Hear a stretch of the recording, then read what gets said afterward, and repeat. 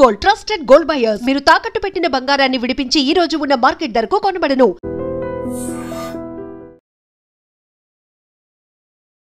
Welcome to 18 news. This is Pavan. So iBomma Ravi విషయంలో మరో సంచలన నిజాలు అయితే బయటికి రావడం జరిగింది.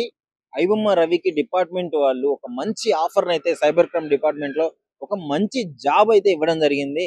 ఐబొమ్మ రవి నేను చెయ్యలేను అని చెప్పేసి దాన్ని రిజెక్ట్ చేయడం కూడా జరిగింది. సో ఈ న్యూస్ అయితే బయటికి రావడం జరిగింది. ముఖ్యంగా అసలు ప్రజల్లో ఐబొమ్మ రవికి విపరీతమైన ఫ్యాన్ ఫాలోయింగ్ పెరిగింది. విపరీతమైన ప్రజల మన్నన పొందిన వ్యక్తిగా, అంటే అతడు సినిమా ఇండస్ట్రీ పరంగా తప్పు చేసి ఉండొచ్చు, కానీ ప్రజల్లో అయితే ఫ్రీగా వెబ్సైట్లు ఇవ్వడం వల్ల, ఫ్రీగా మూవీస్ ఇవ్వడం వల్ల రవికి అయితే సపోర్ట్ విపరీతంగా పెరిగింది. దేవుడితో కంపేర్ చేస్తూ సోషల్ మీడియాలో పోస్టులు కూడా పెట్టడం జరిగింది. సో దాన్ని అంటే టెక్నాలజీ పరంగా కూడా చాలా ఎడ్యుకేటెడ్, చాలా టెక్నాలజీ ఉన్నాయి, డొమైన్ యూజ్ చేస్తున్నాడు. ఒక మంచి అంటే సైబర్ డిపార్ట్మెంట్ లో ఇలాంటి వ్యక్తి ఉంటే మనకి చాలా ప్లస్ అవుతుంది అన్న ఉద్దేశంతో పోలీస్ వాళ్ళు అయితే ఈ ఆఫర్ ఇవ్వడం జరిగింది ఐబొమ్మ రవికి. ఐబొమ్మ రవి ఏం చెప్పాడంటే, నేను డెఫినెట్లీ ఇది నేను చేయలేను, నేను మళ్ళీ కరేబియన్ దీవ్స్కి వెళ్ళిపోతాను, అక్కడికి వెళ్ళిన తర్వాత ఒక రెస్టారెంట్, ఒక హోటల్ లాంటిది పెట్టుకొని నేను అక్కడే చిన్నగా నడిపించుకుంటాను అని చెప్పేసి అంటున్నాడు. ఎందుకంటే అక్కడ ఆల్రెడీ అతనికి ఆ సిటిజన్షిప్ ఉంది కాబట్టి నేను అక్కడికి వెళ్తాను అని చెప్పేసి అని అంటున్నాడు. ముఖ్యంగా అసలు ఈ కేసు నుంచి ఐబొమ్మ ఇంకోటి ఏంటంటే, మనోడు పైరసీ చేయలేదు, డొమైన్ యాక్చువల్లీ మూవీ రోల్స్ అనే వెబ్సైట్ నుంచి నేను తీసుకున్నాను, ఇలాంటి వెబ్సైట్ నుంచి నేను సినిమాలు తీసుకొని దాని క్వాలిటీ పెంచి దాన్ని మార్చి చెప్పానని కూడా బయటికి రావడం జరుగుతుంది. ముఖ్యంగా వీటన్నిటిపైన ముఖ్యంగా పోలీస్ వాళ్ళు ఎంత మంచి ఆఫర్ ఇచ్చినా కానీ వదులుకోవడము, అసలు రవి నేను వెళ్తాను అవ్వడము, నిజంగా రవి వెళ్తే మళ్ళీ మాట వింటాడా, మారతాడా, మారి డెఫినెట్లీగా అతను చెప్పినట్టే ఒక రెస్టారెంట్ నడిపించుకుంటాడా, లేదా మళ్ళీ పోలీసుల మీద రివెంజ్ ప్లాన్ చేసి డెఫినెట్లీ ఈ మూవీస్ వెబ్సైట్ ఇంకా కంటిన్యూ చేస్తారా మళ్ళీ ఇంకా, ఎందుకంటే ఒకసారి గాయపడి ఉన్నాడు కాబట్టి మరోసారి దొరకకుండా ఇంకేమైనా ప్లాన్స్ చేస్తాడనే ఆలోచనలు కూడా ఉన్నాయి. చూడాలి మరి చట్టపరంగా ఎలాంటి శిక్షలు పడ్డా ప్రజలు ఏమనుకుంటున్నారు. ముఖ్యంగా ఐబొమ్మ రవికి ఆఫర్ ఇవ్వడము, రవి దాన్ని చేయకపోవడము, దీని గురించి ఏమనుకున్నారో ఒకసారి ప్రజల్ని అడిగి తెలుసుకుందాం. నమస్కారం అండి. నమస్తే. మీ పేరు? డాక్టర్ తిరుమల శెట్టి. అయితే ఇప్పుడు ఐబొమ్మ రవికి డిపార్ట్మెంట్ లో ఉద్యోగం ఇస్తా అంటే నేను చెయ్యను అని యాక్సెప్ట్ చేయకుండా వేరే చేసుకుంటాను ఈ కేసు నుంచి బయటపడ్డ తర్వాత అనే టాక్ అయితే వినిపిస్తుంది. దాని గురించి ఏమంటారు? ఇది డిపార్ట్మెంట్ లో ఉద్యోగం ఇస్తానంటే బయటకు వచ్చి వాడికి ఏం చేసుకుంటాడంట, ఏం చేస్తాడంట? ఉద్యోగం మంచి బిజినెస్ కావాలేమో, ఫస్ట్ బెయిల్ వస్తాయి కదా, తర్వాత బిజినెస్ రావడానికి. అసలు బయటికి రాడంటావా? ఏమో ఇంత చేశాడు కదా, మరి సినిమా వాళ్ళు దయతలిచి పోలీసుల్ని సవాల్ ఇస్తున్నాడు కదా, పోలీసులు కూడా మరి మా సినిమా ప్రపంచం కూడా వదిలిపెట్టమని ఆర్డర్ ఇవ్వాలి కదా. యాక్చువల్లీ తను కూడా పైరసీ చేసిన మూవీ రోజు ఇలాంటి వెబ్సైట్ నుంచి కొన్న తర్వాత దాన్ని డెవలప్ చేసి మంచి క్వాలిటీగా మార్చాడు. నిన్ను ఎవడు పట్టించుకోమన్నాడు? మా సినిమా వాళ్ళు పట్టించుకోమని చెప్పామా, లేదంటే మా సినిమా అభిమానులు పట్టించుకోమని చెప్పారా? ఎవరు చెప్పని వాటిని పట్టుకొని నువ్వు చేసి నేను వేరే ఏవేవో చేశాను, ఈ కథలన్నీ ఇక్కడ చెప్పొద్దు, వెళ్ళి వేరే దేశంలో ఎక్కడ చెప్పుకో. అదే అటే వెళ్ళిపోతాను, నేను కరేబియన్ తీసుకెళ్లి ఒక రెస్టారెంట్ పెట్టుకుంటాను, నన్ను వదిలేయండి అని అంటున్నాడు. నువ్వు ఎందుకు వదిలేస్తారు? నువ్వు కరేబియన్ తీసుకుపోయి ఏం చేస్తావు? రెస్టారెంట్ పెట్టుకుంటావో ఇంకా ఇంతకు మించి ఏమైనా చేస్తావేమో. అదో ఒకసారి కుక్కతోక వంకరే, కుక్కతోక కర్రగట్టినా అది వంకరే ఉంటది. అలాగే ఇతను ఇక్కడ ఒకసారి ఇది చేశాడు అంటే అరేబియన్ దీవులకి వెళ్ళని, అటమ్మ బాబుల దీవులకి వెళ్ళని. కష్టం వల్ల ఎలా ఇచ్చారు అసలు ఇలాంటి మంచి ఆఫర్? ఏంటంటే తనకి టాలెంట్, టాలెంట్ మంచి మైండ్ ఉంది. ఇప్పుడు అతని మైండ్ డిపార్ట్మెంట్ వాళ్ళు ఇచ్చారు, తీసుకుంటే వీడు మంచిగా దేశానికి ఉపయోగపడతాడు. అది వదిలేసి నేను అరేబియన్ దీవులకి వెళ్తాను, అక్కడ ఏదో బిజినెస్ పెట్టుకుంటాను, ఫస్ట్ ఆ అరేబియన్ దీవులు వాళ్ళు పట్టుకుంటే అక్కడ లోపలేస్తే సరిపోతుంది. ఫస్ట్ వదిలితే కదా, ఏమో వదిలితే మాత్రం ఇంకేదైనా అరాచకం చేయొచ్చు, వదలటం మాత్రం వేస్ట్ అని అడిగితే ప్రస్తుతానికి. శిక్ష కంప్లీట్ అయిన తర్వాత కంప్లీట్ అవ్వాలి. శిక్ష కంప్లీట్ అయిందో ఏం చేస్తుందో అది చట్టం, న్యాయం, ఇష్టం. మా సినిమా వాళ్ళు పడ్డ కష్టం, తను చేసినటువంటి పనికి, మాకు వచ్చినటువంటి నష్టాలకి, మా ప్రొడ్యూసర్లు పడినటువంటి బాధలకి అదంతా చట్టం ఇష్టం, న్యాయం ఇష్టం. మా సినిమాలు మాత్రం చాలా కష్టపడ్డాం. అలా మోసం చేశాడు. ఆ దీవులకి వెళ్ళి బిజినెస్ పెట్టుకుంటా, ఈ దీవులకి వెళ్ళి బిజినెస్ పెట్టుకుంటానంటే ఈడొక్కడు పొట్టకే దీవులు ఎందుకు, బిజినెస్లు ఎందుకు? ఇది అర్థం కాలేదా? ఇప్పుడు భార్య ఉందా? లేదు. పిల్లలు ఉన్నారా? లేరు. తండ్రిని పట్టించుకుంటాడా? కాదు. అటువంటిప్పుడు ఇవేమీ లేనప్పుడు ఇతనికి ఎందుకు ఇవన్నీ దండగ మారిన పండగ పనులు తప్ప. అందుకనే నేను కూడా అంత నమ్మట్లేదు అతను ప్రస్తుతానికి. నేనైతే నమ్మను, ఇంకేమైతే తెలియదు. కానీ హాయ్ బ్రో. బ్రో ఐబొమ్మ రవికి సైబర్ క్రైమ్ డిపార్ట్మెంట్ లో ఉద్యోగం ఇస్తా అన్నా గానీ చెయ్యను, నేను హోటల్ పెట్టుకుంటా అని చెప్పి ఇలాంటి న్యూస్ అయితే వస్తుంది. దాని గురించి ఏమంటాను? సో అతను సైబర్ క్రైమ్ డిపార్ట్మెంట్ లో చేయకపోవడమే బెటర్ బ్రో. ఎందుకంటే అతనికి తెలుసు, అంటే అతనికి తెలిసింది ఏంటంటే నేను చాలా డబ్బులకి కకృతి పడ్డోని, నేను చాలా తప్పు అంటే నేను కొన్ని తప్పులు చేసినోని. సో నేను ఇలా సైబర్ క్రైమ్ లో ఉంటే రేపటి రోజున నాకు ఎవడైనా ఎక్కువ డబ్బులు ఆఫర్ చేసి ఈ దేశానికి మోసం చేయాల్సి వస్తుందేమో అని చెప్పేసి ముందే జరిగిపోతున్నాడేమో అని చెప్పి నా ఉద్దేశం. అయితే ఒకవేళ ఇది రివెంజ్ ప్లానింగ్ ఏమైనా ఉంటుందంట తర్వాత, అంటే బయటికి వెళ్ళిన తర్వాత దొరకకుండా ఇంకేమైనా ప్లాన్ చేసే ఛాన్సెస్ ఉన్నాయంట? లేదు, ఇతను దొరకకుండా ఉండాలంటే కొన్ని చర్యలు తీసుకోవాలి. ఫస్ట్ ఆఫ్ ఆల్ ఇతని నెట్ యాక్సెస్ గానీ, ఇతని మొబైల్ యాక్సెస్ గానీ ఖచ్చితంగా పోలీసులు ఎప్పటికీ నిఘా ఉండేలా చూసుకోవాలి.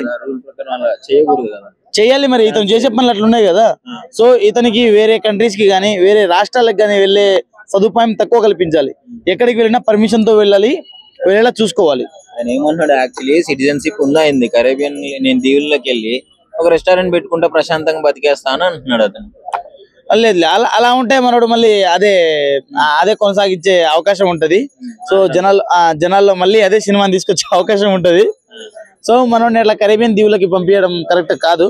సో అక్కడ సిటిజన్షిప్ ఉండొచ్చు, క్యాన్సిల్ కూడా చెప్పచ్చు కదా, అది మ్యాటర్. ఎందుకంటే నువ్వు ఇండియన్వే కదా బ్రో, అతను ఇండియన్ కదా.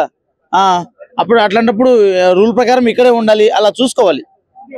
ఇప్పుడు ఇంకోటి ఇష్యూ ఏంటంటే, ఫస్ట్ ఇప్పుడున్న ప్రొడ్యూసర్లు ఈగో దెబ్బతిందా అతని డిపార్ట్మెంట్ లో పెట్టుకుంటే ఒకవేళ ఓకే అంటే, సైబర్ డిపార్ట్మెంట్ లో ఉద్యోగం చేస్తే ప్రొడ్యూసర్స్ ఈగో దెబ్బతిందా? ఈగోల్ది ఏముంటది బ్రో, సారీ చెప్పి కాళ్ళ మీద పడితే ప్రతి ఒక్కరు క్షమాపణ ఇచ్చేస్తాడు. ఈ రోజుల్లో అంత పెద్ద సాడిస్టులు, అంత ఈగోయిస్టులు ఎవరు లేరని చెప్పేసి నా ఉద్దేశం. So iBomma Ravi present reject చేయడమే బెటర్ అంటావు? రిజెక్ట్ చేయడం బెటర్, కానీ మరి ఆ దీవుల్లో వెళ్ళిపోతాను అటు వెళ్ళిపోతా అంటే అవదమ్మా, అది అవదమ్మా. అట్లా వెళ్తే కష్టం. మనోడికి నెట్ యాక్సెస్ అట్లాంటిది, ఆ తర్వాత కాలింగ్ ఉంటాయి కదా మొబైల్స్, ఈ స్మార్ట్ ఫోన్ మొబైల్స్ లేకుంటే ల్యాప్టాప్లు ఇవి కొన్ని బ్యాన్ చేసేసి మనోడికి ఇంట్లో ఉండి వేరే జాబ్ ఏదైనా చూసుకుంటే బెటర్. అదే మరి నేను చెప్పేది ఏంటంటే, మనోడు ఎప్పటికీ పోలీసుల నిఘాలో ఉండేలా చూసుకోవాలి. రవికి సైబర్ క్రైమ్ డిపార్ట్మెంట్ లో ఉద్యోగం ఇస్తాను ఒక ఆఫర్ ఇస్తే, రవి దానికి అంటే యాక్సెప్ట్ చేయలేదు అనే న్యూస్ అయితే వస్తుంది. ఒకవేళ చేస్తే ఎలా ఉంటుంది, చేయకపోతే ఎలా ఉంటుంది? వాస్తవానికి రవి మైండ్ అనేది ఏ విధంగా ఉంటుందంటే, ఆయన ఒక బిజినెస్ మైండ్ సెట్. ఎంతసేపు ఒక బిజినెస్ పరంగా లేదంటే ప్రజలకు సేవ చేయడానికి ఒక ఉద్దేశంతో ఆయన ఇదంతా కూడా చేశాడు. సో అలాంటి వ్యక్తి ఒకళ్ళ కింద బానిసగా ఉద్యోగం చేయడం ఆయనకి ఇంట్రెస్ట్ లేదు కాబట్టి ఆయన రిజెక్ట్ చేశాడు అనేది అర్థమవుతుంది. సో బానిసగా చేయడం ఇష్టం లేదు కానీ ఇట్లాంటి క్రైమ్ చేయొచ్చు. లేదు, క్రైమ్ ఎవరు కూడా ప్రోత్సహించట్లేదండి. క్రైమ్ అనేది చెప్తున్నాము. సో ఎవరైతే ఆయనకు ఆఫర్ చేశారో అది నిజంగా క్రైమ్ అయినప్పుడు వాళ్ళు ఎట్లా ఆఫర్ చేశారో ఒకసారి ఆలోచించండి. సో అంటే టెక్నాలజీని ఒక మంచిగా వాడుకోవచ్చు, మనం చెడుగా వాడుకోవచ్చు. రవి చెడుగా వాడుకున్నాడు, మంచికి యూజ్ చేసుకుందాం అన్న కాన్సెప్ట్ ఆ డిపార్ట్మెంట్ వాళ్ళు అయితే ఛాన్స్ ఇవ్వడం జరిగింది. తప్పకుండా అండి, పోలీసు డిపార్ట్మెంట్ కు మేము తప్పకుండా ధన్యవాదాలు తెలియజేస్తున్నాం. ఎందుకంటే ఆయన ప్రజల కోసం చేశాడు కాబట్టి తప్పైనప్పటికీ దాన్ని తప్పనే ఖండించాలి. తప్పును ఒప్పు అని మనం చెప్పినంత మాత్రాన ఒప్పు కాదు. సో రవి ఏంటంటే ఆయన దగ్గర ఒక టెక్నాలజీ ఉంది రవి దగ్గర. ఎందుకనంటే రవి అనే వ్యక్తి ఇదే అంటే ఇట్స్ నార్మల్ పర్సన్. సో ఆయన ఎందుకు ఇంత హైప్ చేస్తున్నారు అనేది ఒకటి ఏంటంటే, ఆయన దగ్గర టాలెంట్ ఉంది. ఎందుకంటే ఇంత పైరసీ చేయడానికి ఆయన కొన్ని సంవత్సరాలుగా కష్టపడి ఇంత హైప్ గా క్రియేట్ చేశాడు. హెచ్డి ప్రింట్ తోటి ఆయన రిలీజ్ చేస్తున్నాడు సినిమాలు. సో పోలీస్ డిపార్ట్మెంట్ కూడా ఏంటంటే ఆయన టెక్నాలజీ ఆయన నాలెడ్జ్ ని దేశ రక్షణ కోసం వాడుకోవాలని అనుకుంటుంది, తప్పేం లేదు. కానీ రవికి ఇంట్రెస్ట్ లేనప్పుడు ఎవరు చెప్పినా మనం చెప్పినా ఇంకోరు చెప్పినా అది అంటే మనం చెప్పినంత ఆయన చేయడు కదా. రవి నిజంగానే మారిపోయి దేవుళ్ళకి వెళ్ళి రెస్టారెంట్ పెట్టుకొని చిన్నగా నడిపించుకుంటాడు అంట, వాళ్ళు మళ్ళీ ఏమన్నా చేసే ఛాన్స్ ఉందా ఇలాంటివి? వాస్తవానికి రవి ఎలా చేస్తాడు అనేది మనం దేవుడిని కాదు కదండి, ఆయన ఏ విధంగా చేస్తాడు అనేది మన చేతిలో ఉండదు. వాస్తవానికి నేను ఏమంటున్నా అంటే, ఏదైనా కూడా అది నిజమే క్రైమ్ అయినప్పుడు దానికి తగిన శిక్షలను విధించడంలో తప్పు లేదండి. అదే విధంగా ఇన్ కేసు అంతకంటే ఎక్కువ కూడా విధించడం అనేది రాంగ్.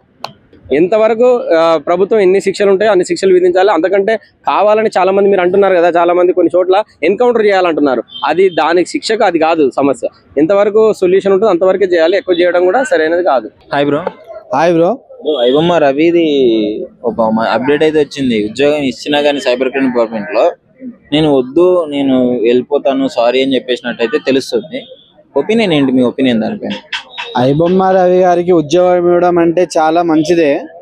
ఇప్పుడు మన ప్రభుత్వం అతని టాలెంట్ గుర్తించి ఉద్యోగం ఇచ్చిందంటే మాటలు కాదు.